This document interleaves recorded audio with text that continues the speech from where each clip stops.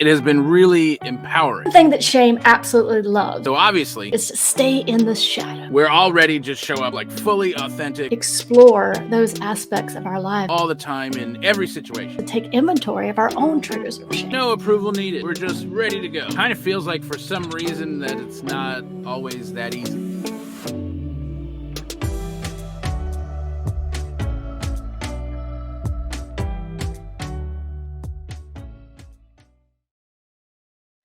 Hi there, I'm Reverend Ryan, and we are Soul Evolution Collaborative, a nonprofit based in universal spiritual truth, offering possibilities for navigating the evolution of life in an authentic and intentional way. And this is Truth Be Told 2.0. And this is a weekly series where we're changing the norms and bringing you inspiring and uplifting messages to look at maybe life a little differently. And so this is episode 121. I can't believe it, 121 episodes. And this is our last in our series of Cultivating Authenticity. So Cultivating Authenticity, the theme for the week is no approval needed. And so there is no way we can talk about authenticity without talking about the things that really get in the way of that. And often those are the feelings of shame or unworthiness. And shame is this universal kind of human experience where we feel like we're not enough. So we're going to explore this together, this idea of shame and how it may impact our ability to show up authentically and cultivate authenticity in our life. So today, cultivating authenticity, no approval needed. So sit back and relax and enjoy this episode of Truth Be Told.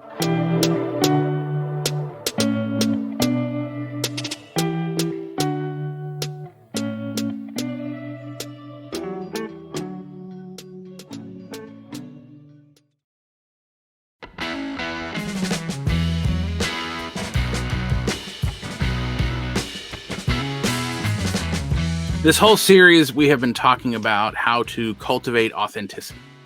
And I think it has been really empowering. So obviously, we're already just show up like fully authentic all the time in every situation, right? Like no approval needed. We're just ready to go. But kind of feels like for some reason that it's not always that easy. Like it feels as if maybe we can't just show up authentically all the time, right? So like why is that? Because I know I have been in meetings with people who I would consider very self-aware, and yet even in that space there is this hesitancy, right? Like we kind of default to this old way of being. Precedent has said this space has been this before, and so it's not okay yet in this space to be authentic. And so somehow all of these self-aware people were sitting there waiting for approval, waiting for permission to be authentic in this space where that wasn't the norm before. And what I have found is it really just takes like one person to be like, hey, what about, or what if, or even maybe not saying anything and just showing up authentically. Something that feels like it gives us permission, and yet we don't actually need it. We don't actually need permission. We don't need permission from anywhere else. We don't need approval. We can just be authentic when we are feeling courageous enough to do that. And at the same time, I do recognize there are places where, in certain ways, being authentic may not be safe. And so let's put that aside, and hopefully we'll address that later on in our show. But right now, let's talk about those places where, assuming it is safe, it would be safe to be authentic. We don't need approval. We don't actually need permission. We can just show up, and yet we don't. So what is it that keeps us from, in those spaces where a precedent was set, where authenticity is not the norm? What is it that gets in our way? And I think there are two things. I think is self-doubt, this worthiness thing, and feelings of shame. So there's fear, there's shame that says you shouldn't, you can't, they wouldn't understand, or if they did if you did show up as authentically you, then they would see you for who you really are, and then there's a bigger problem. because we have, for some reason, have picked up shame around certain aspects of ourselves that somehow then wouldn't be acceptable. Brene Brown, who I think is one of the leading researchers in the world on shame, if not the leading researcher in shame, in her book Daring Greatly says, I define shame as the intensely painful feeling or experience of believing that we are flawed and therefore unworthy of love and belonging. Something we've experienced, done, or failed to do makes us feel unworthy of connection. I don't believe shame is helpful or productive. In fact, I think shame is much more likely to be the source of destructive, hurtful behavior than the solution or cure. I think the fear of disconnection can make us dangerous. I don't know about you, but I can definitely relate to that idea that somehow the shame idea, this thing I'm ashamed of, and maybe this is not conscious thoughts, but the thing I'm ashamed of, if I were to really show that, then they would see, they would know. Then they would all know who I really am, or how I really think, or how I really behave. And so I'm going to put on this facade and not act that way, and show up in that same meeting with all those other very self-aware people where we have not set the precedent of authenticity. And here we are, all with our masks on, acting in a very specific way, which actually does more damage than if we were to allow ourselves to be authentic. And, this feeling of shame is universal. It's a universal experience. And yet, we really don't talk about it much. We kind of hide these parts of ourselves, the thing that we think is wrong with us. And so, honestly, these are lies. These things, these thoughts, these beliefs that we have about ourselves are lies. We've picked them up along the way. This voice that says anything less than, it is lying to you. And I think this is one thing where, yes, we can know that, and it's something else to feel it. And so we really just need to claim our worthiness, our worthiness of being here. Like you have an intrinsic worth just by being born. The fact that you are here and alive, you add value to life just by being born. There's nothing you have to do. There's nothing you have to create or find or achieve. You have value, you have worth literally by being born. And there's nothing outside of you that can tell you what that worth is. So it is ours to release the lies of less than, the lies of unworthiness, and recognize that we are worthy of life and the experience of it just by being born, that we have value just by being born. We are worthy of the experience. We are worthy of being authentic. And so you don't need anyone else's approval to be authentic. The only permission you need is your own.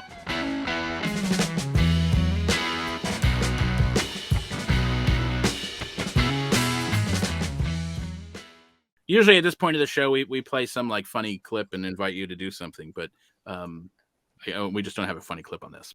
So several months back, we launched Socially Engaged Conversations, which is a monthly event. It's the first Friday of every month, and it is designed to intentionally bridge this us versus them divide, get rid of us and them, and step into a we mentality. And so our theme this month for April is trans rights are human rights. And this feels like such an important topic in general, but especially right now. You can sign up on our website. Just go to events, and there it is. There'll be a link for you to go and sign up. It has been hugely transformative, and I think this is just such a topical conversation this month. While you're here, remember to hit like, subscribe, maybe even drop a comment. We would love to hear from you, and thanks for watching.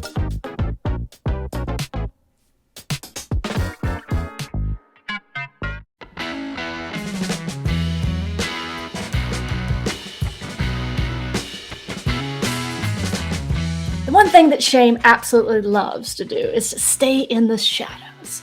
Exposure is the thing it wants to avoid most. Now, I know I'm personifying shame a little bit, but I think it kind of gets to the heart of how it operates in our lives. The moment that we begin to expose it, talk about it, process it, and even open ourselves up to exploring it and its triggers in our lives, then its days are numbered. So, how can we do this? How can we begin to bring shame out of the light, or out of the dark, rather, and into the light, the truth? And I think that there's a call to really begin to explore those aspects of our lives, to take inventory of our own triggers of shame. And for me, I can feel it in my body, right? When I'm in a situation or a circumstance and I feel this kind of, my face get hot, or I feel my heart beating fast. And I'm like, what is that about?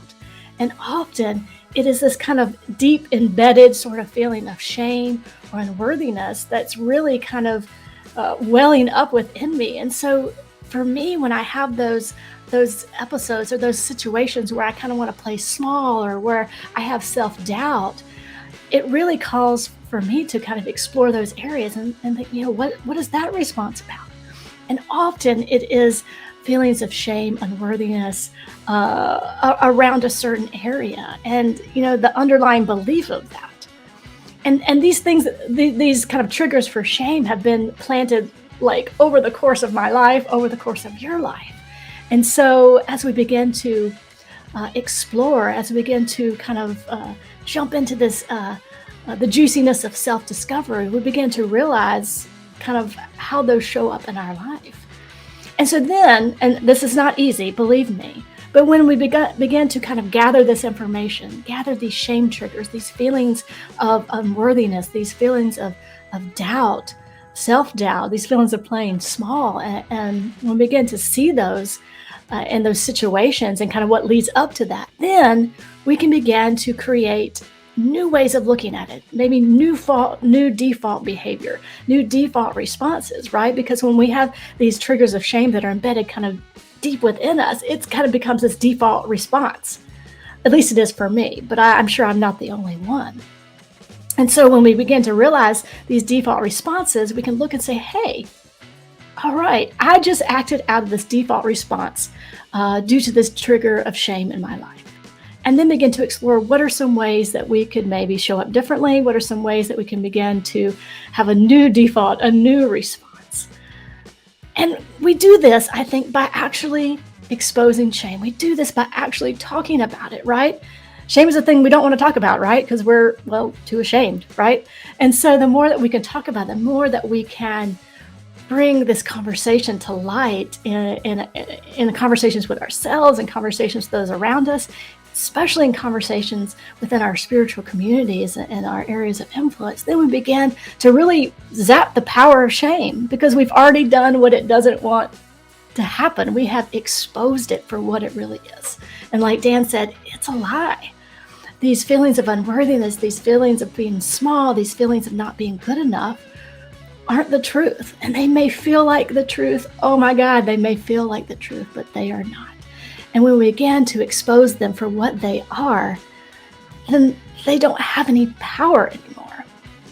And the interesting thing is, not only can we expose this on the individual level, but I think it really is the purpose and value of community to begin to kind of expose these areas for all of us, right? And support one another as we begin to really take the wind out of the sails of shame. And so that is the power of community, that support that provides. And we can begin to bring shame out of the shadows, out of the closets, out of the we don't talk about this here sort of framework. Then we can expose it to the truth. And what we know the truth is our intrinsic value, our intrinsic worth, that we are lovable, that we are worthy of connection, love, belonging, and all the things. We are worthy of all the things. So the time has come to give shame its packing orders. I mean, I think this is a time that's been coming for a long time. And so we begin to explore our own triggers. And we're also in conversation with others around their triggers. We can begin to create a framework for authenticity in which shame really has no hold, no power, and honestly, no use at all. Truly bringing shame from the shadows and letting truth do its thing.